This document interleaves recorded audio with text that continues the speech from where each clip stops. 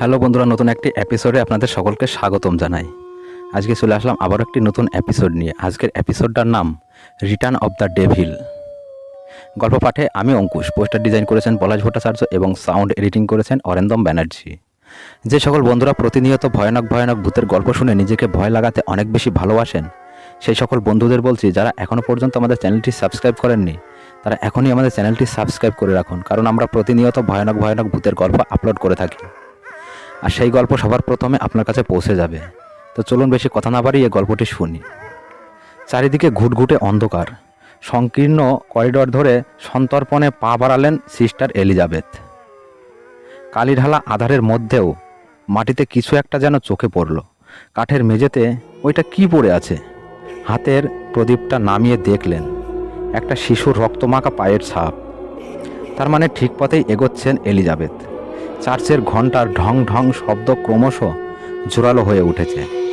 তার সাথে পাল্লা দিয়ে একটু একটু করে পরিষ্কার হয়ে উঠছে সেই চরম অমঙ্গলের বার্তা, দ্য ডেভিল ইজ ব্যাক। সামনে একখানা বড় দরজা।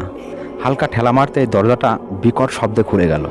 প্রদীপটা উঁচিয়ে সারা ঘর ভালোভাবে পর্যবেক্ষণ করলেন এলিজাবেথ। সামনেই দাঁড়িয়ে আছে আদ্যিকালের ওই গ্র্যান্ডফাদার ক্লক। সময় দেখাচ্ছে রাত 2:45। এই তো সেই চেনা পালঙ্ক। এবার এলিজাবেথের কপালে চিন্তার গভীর ভাঁজ পড়ল। তার মানে সে ঘুরে ফিরে আবার নিজের শয়নকক্ষে এসে হাজির হয়েছে নাকি? Am I walking on the wrong পথ, father? Is the devil driving me? Why am I coming back to the same place time and again? Help me holy father, please show me the way. বুকের ক্রুশটা প্রাণপণে আঁকড়ে প্রভু যিশুর নাম নিলেন Elizabeth. কান খাড়া করে মনোযোগ দিয়ে শুনলেন ঘণ্টার ছন্দবদ্ধ আওয়াজটা, কিন্তু খুব কাছে থেকেই আসছে। তখন ওনার দৃষ্টিচকিতে নিবদ্ধ হয়ে গেল ঘরের কোনায় দণ্ডায়মান কাঠের বড় আলমারিটার দিকে। তাই তো শব্দটা ওখান থেকেই আসছে না? দুরু দুরু বুকে এলিজাবেথ এসে দাঁড়ালেন আলমারির ঠিক সামনে। ঘণ্টার শব্দটা এখানে যেন অনেক বেশি স্পষ্ট। একটা ঢোক গিললেন সেন্ট লরেন্স ক্যাথেড্রালের অল্প বয়সীর নাম এলিজাবেথ ওয়াল্স। গলা যেন শুকিয়ে কাঠ হয়ে গেছে। আলমারির মাথার ওপরে চাবির গোছাটা রাখা থাকে। হাত বাড়িয়ে চাবিখানা নিয়ে এক ধাক্কায় খুলে ফেললেন দরজাটা। প্রদীপের টিমটিমে আলোয় স্পষ্ট দেখলেন ভিতরটা একদম নিরেট ফাঁকা। না, আর 7-5 ভেবে লাভ নেই। সবটাই তার মনের ভুল। নার্ভের কোনো এক কঠিন ব্যায়াম হয়েছে হয়তো, তাই তিনি একাই এইসব শব্দ শুনছেন। তাই চার্চের অন্যান্য নান বা পাদ্রীরা তো কিছুই অস্বাভাবিক টের পায় না। বিছানায় ফিরে যাওয়ার জন্য পা বাড়িয়েছিলেন, হঠাৎ কি একটা খটকা লাগতে তিনি থমকে দাঁড়ালেন। আরে, আলমারিটা খালি কেন? সেখানে তো তার নিজস্ব সব জামাকাপড় থাকার কথা। দ্রুত পায়ে আলমারির কাছে ছুটে এলেন তিনি। পাগলের মতো আলমারির মাথাটা হাতড়াতে লাগলেন চাবির গোছার জন্য। চাবিটা পেয়েও গেলেন, তবে কিছুতেই সেটাকে টেনে হাতের মুঠোয় তুলতে পারলেন না। তাজ্জব, একটা চাবির গোছার এত ওজন হয় কি করে? সর্বশক্তি দিয়ে এক হ্যাঁচকা টান দিতেই চাবিটা হাতে এসে গেল, কিন্তু চাবির সাথেই ঘর ঘর শব্দে আরও কিছু ভারী মতো জিনিস যেন ঘষতে ঘষতে খানিকটা এগিয়ে এলো তার কাছে। সেদিকে চোখ পড়তেই ভয়ে সর্বাঙ্গ আষাঢ় হয়ে গেল এলিজাবেথের। চাবির সঙ্গে তার মুঠোয় চলে এসেছে একখানা পচা গলা হাত। কোথাও কোথাও আবার সেই হাতে মাংস নেই, বীভৎস সাদা হাড়গুলি উকি মারছে ভিতর থেকে। জীর্ণ আঙুলের ডগায় বিধে আছে একটা চাবি। হ্যাঁ, তার এই আলমারির চাবিটা। অস্ফুট একটা চিৎকার বেরিয়ে এলো এলিজাবেথের গলা দিয়ে।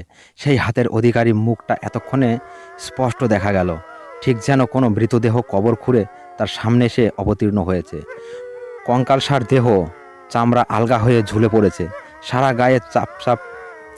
গায়ে চাপচাপ মাটি। মাথার জায়গায় শুধু এক ক্যান নরকরটি। চোখের জায়গাটা যেন একটি কৃষ্ণ গহ্বর, যেখানে জমে আছে পাতালের গহীন অন্ধকার। হ্যাঁ, শয়তানটা যে কবর খুঁড়েই ফিরে এসেছে। এই অশুভ শক্তিকে নরকের যেই আতল গভীরে সমাধিস্থর করা হয়েছিল আজ থেকে বহু বছর আগে, আজ সেই বাঁধন আলগা করে সে ফিরে এসেছে এই মর্তে, সবার মাঝখানে। আলমারির মাথার থেকে নেমে সেই বিকট দর্শন মূর্তি অতর্কিতে ঝাঁপিয়ে পড়ল এলিজাবেথের ঘাড়ে। সুতো ধরে একটা হ্যাঁচকা টান মেরে ছিঁড়ে ফেলল তার গলার পবিত্র ক্রুশটা। হিড় করে টেনে হিঁচড়ে এনে ফেললো বিছানায়। আতঙ্কে চিৎকার করতে যাচ্ছিলেন সিস্টার এলিজাবেথ, কিন্তু শয়তানটা একখানা অস্থিময় আঙুল ঠেলে রাখতেই যেন গলার স্বর হারিয়ে ফেললেন তিনি। এক ফোঁটাও আওয়াজ বেরোলো না গলা দিয়ে। ধস্তাধস্তি করার ক্ষমতাটুকুও যেন আর নেই। কিছু বুঝে ওঠার আগেই পিছাসটা আর আঙুলের ডগার বড় চাবিখানা মাথা পর্যন্ত তুলে আমূল বসিয়ে দিল সিস্টারের গলায়। বিছানার সাদা চাদরটা টকটকে লাল রক্তের ধারায় ভিজে গেল। তখনই ঘড়িটাও 3 বার আর্তনাদ করে উঠল গম্ভীর শব্দে, ঢং ঢং ঢং। একটা আর্ত চিৎকার করে বিছানায় ধর্মড়িয়ে উঠে বসেছেন এলিজাবেথ। হৃৎপিণ্ডটা চাবুক খাওয়া ঘোড়ার মতো ছুটছে, সারা শরীর ঘেমে জবজবে। Holy Jesus, such a horrible nightmare. সবটাই তাহলে দুঃস্বপ্ন? একটা স্বস্তির নিঃশ্বাস উঠে এলো ভেতর থেকে। এই মুহূর্তে একটু জলের ভীষণ দরকার, কিন্তু এ কি, হাত বাড়িয়ে টেবিলে রাখা জলের গ্লাসটা ধরা যাচ্ছে না কেন? বারবার হাতটা গ্লাসকে ভেদ করে বেরিয়ে যাচ্ছে। শরীরটাও পালকের মতো কেমন যেন হালকা লাগছে। হঠাৎ কাঁধে এক হিমশীতল স্পর্শ লাগলো। বিদ্যুৎ গতিতে ঘাড় ঘুরিয়ে এলিজাবেথ দেখলেন খাটে ওনার পাশে শুয়ে আছে ওনার এই রক্তাক্ত দেহ। বিস্ফারিত চোখে তাকিয়ে রইলেন সেদিকে। মৃতদেহের সাদা গাউনটা টাটকা রক্তে মাখামাখি হয়ে আছে। গলায় গভীরভাবে বেঁধে রয়েছে একটা চাবি। এতক্ষণে মরা ঠোঁট চিরে একটু একটু করে এক নরকীয় হাসি ফুটে উঠেছে। সুদূর দিগন্তে বেজে উঠেছে শয়তানের সেই বিভৎস জয়গান। You have failed sister Elizabeth, the devil has return. আজকের গল্পটা এই পর্যন্তই। বন্ধুরা, গল্পটা কেমন লাগলো আমাদের কমেন্ট করে জানাবেন। গল্পটা যদি আপনাদের এতটুকু ভালো লেগে থাকে তাহলে বন্ধুদের মাঝে শেয়ার করে বন্ধুদের একটু শোনার সুযোগ করে দেবেন। নমস্কার।